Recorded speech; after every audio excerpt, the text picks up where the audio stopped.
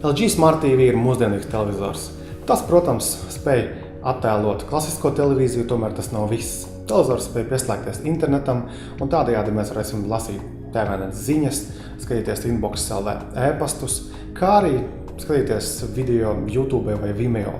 Varam pat taisīt vakarā ballītes, kurā būs mūzikas video smuki sarindoti pēc mūsu izvēles.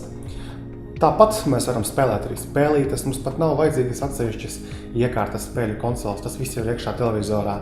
Un, ja mums mājās ir planšetdators vai viettārunis, mēs varam ļoti ērti padot video un attēlus uz televizoru.